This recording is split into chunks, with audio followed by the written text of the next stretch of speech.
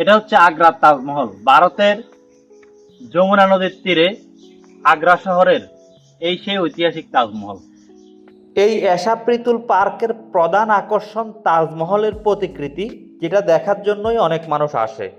এছাড়া বাচ্চাদের আনন্দ দেওয়ার জন্য অনেক উপকরণের পাশাপাশি বাংলাদেশের ইতিহাস ঐতিহ্যের সাথে জড়িত অনেক বস্তু এখানে রাখা আছে। আছে ফ্রান্সের আইফেল টাওয়ারের প্রতিকৃতি। এছাড়া এখানকার অন্যতম প্রধান আকর্ষণ কেবল কার। কচুয়া থেকে গৌরীপুর যাওয়ার রোডে পালাখালের পর সাচারের এই কলাকোপা পার্ক প্রবেশ ফি জনপ্রতি 50 টাকা। অবশ্য এই পার্কের অফিসিয়াল নাম হচ্ছে এশাপ্রিতুল পার্ক। বাম পাশের এই পুকুরে বাচ্চাদের আনন্দ দেওয়ার অনেক প্রতিকৃতি রয়েছে, আর ডান পাশে বিশাল দুইটা জিরাফ দেখা যাচ্ছে। যা হোক, আজকে আমরা এই পার্কের পুরো এরিয়াটা ঘুরিয়ে দেখানোর চেষ্টা করব। একটু ভিতরে গেলেই এরকম খোলামেলা পরিবেশ দেখা যাবে। দুপুরবেলা হওয়ায় পর্যটকের সংখ্যা খুবই কম। এই পুকুরে বাচ্চাদের আনন্দ দেওয়ার অনেক উপকরণ বানিয়ে রাখা হয়েছে। পুকুর পাড় ধরে আর একটু সামনে গেলে এখানে রিসোর্টের মতো দেখা যাবে।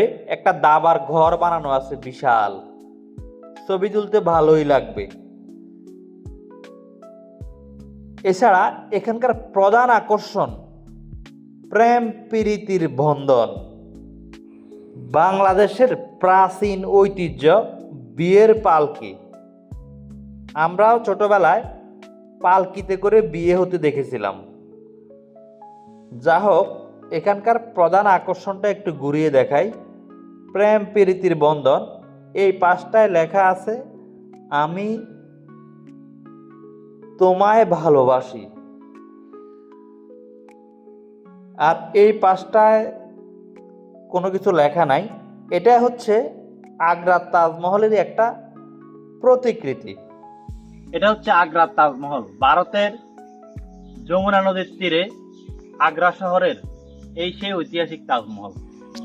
সেই তাজমহলের একটা প্রতিরূপ। চাঁদপুর জেলার কচুয়া উপজেলায় এই পার্কের নাম হচ্ছে এশাপ্রিতুল পার্ক। ইনশাআল্লাহ শীঘ্রই ভারতের আগ্রায় অরিজিনাল তাজমহলের সাথে দেখা হবে, সেই প্রত্যাশা। এছাড়া পার্কের ভিতরে বেশ কিছু রেস্টুরেন্ট রয়েছে। এখানে ফ্রান্সের আইফেল টাওয়ারেরও একটা প্রতিকৃতি দেখা যাচ্ছে।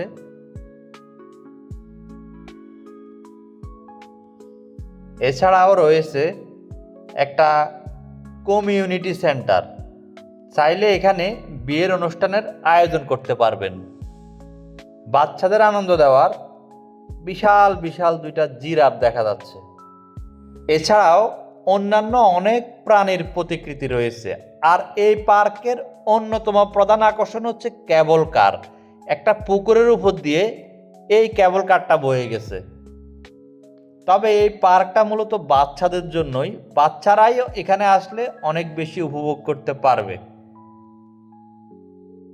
কচুয়া উপজেলার অন্যান্য দর্শনীয় স্থান সহ বাংলাদেশের সকল উপজেলার ঐতিহাসিক ও দর্শনীয় স্থানগুলো দেখার জন্য এই চ্যানেলটা অবশ্যই সাবস্ক্রাইব করে সাথে থাকুন।